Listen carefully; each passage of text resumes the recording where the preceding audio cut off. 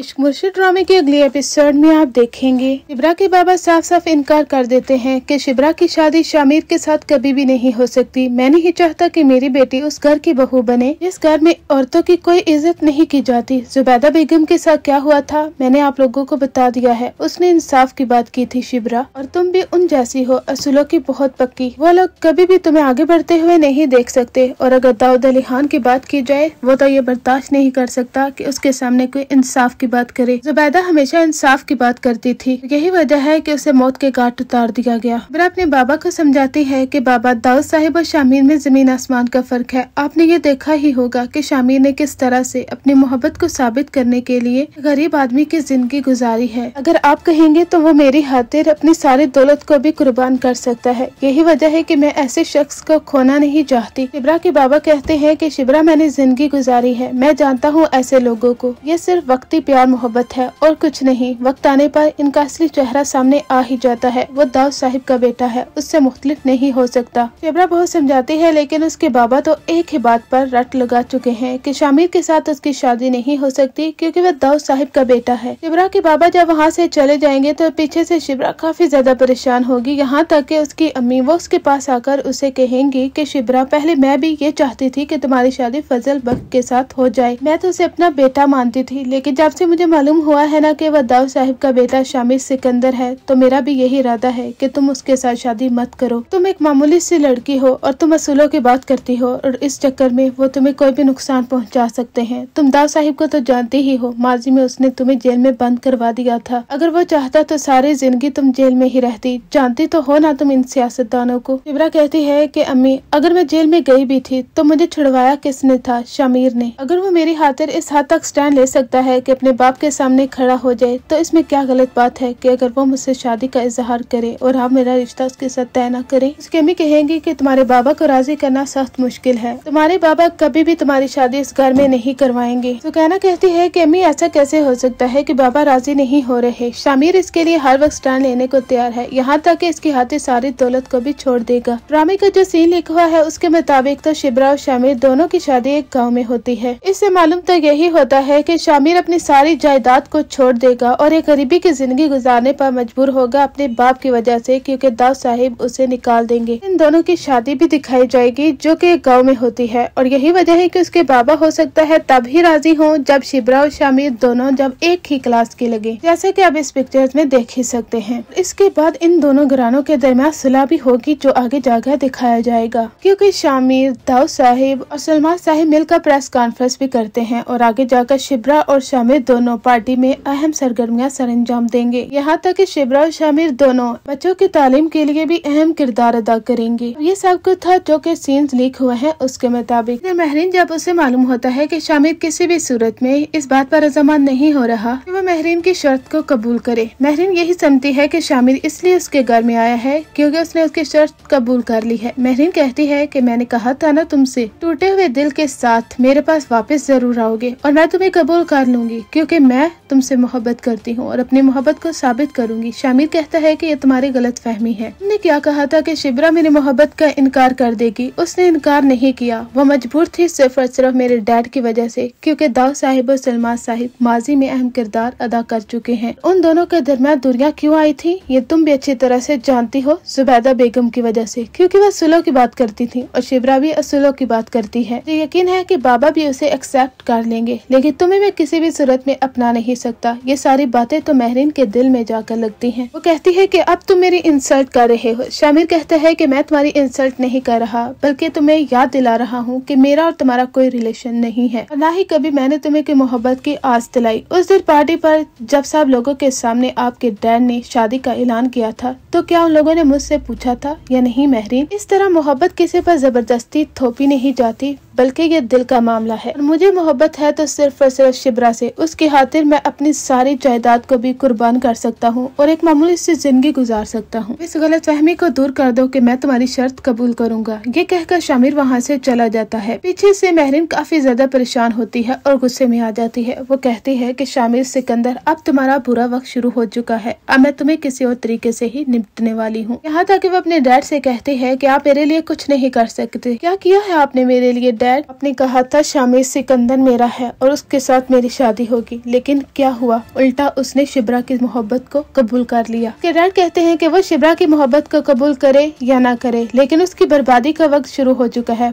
आने वाली पार्टी का चेयरमैन वो नहीं बनने वाला। अगर वो मेरी बेटी के साथ शादी कर लेता ना तो सियासत में मजीद आगे बढ़ जाता, लेकिन अब उसकी सियासत हमेशा के लिए दफन हो चुकी है। यही वजह है कि महरीन और उसके रैप पुलिस को लेकर दाऊद साहिब के घर भी जाएंगे। कहेंगे कि शामिर सिकंदर को अरेस्ट कर लो। दाऊद साहिब कहेंगे कि क्या हो गया है तुम्हें, मेरे बेटे पर पुलिस लाके खड़ी क्यों कर रहे हो और इसे अरेस्ट करवाना चाहते हो? मीडिया वाले कैसी कैसी बातें करेंगे तुम जानते हो ना। इसने महरीन ने आगे जाकर पार्टी में कितना किरदार अदा करना है। महरीन कहती है कि ऐसा मुमकिन नहीं है, क्योंकि आपका बेटा जिसको दिल दे बैठा है ना, उससे ही मोहब्बत करता है और उसके अलावा किसी का नाम सुनना भी गवारा नहीं करता। दाऊद अंकल आप भी बताएं, ये वही शिब्रा है ना जिसने बड़े मजमे में आपकी इंसल्ट की थी, लेकिन आपने उल्टा क्या किया, अपने बेटे की मोहब्बत को कबूल कर लिया। दाऊद साहब कहते हैं कि मैंने उसकी मोहब्बत को कबूल नहीं किया है। महरीन कहती है कि आपने कबूल नहीं किया, लेकिन आपका बेटा कबूल कर चुका है, यहाँ तक कि उसके साथ शादी भी कर चुका है। ये सुनकर तो दाऊद साहिब भी दंग रह जाते हैं। आने वाली एपिसोड्स के बारे में हमारी प्रेडिक्शन।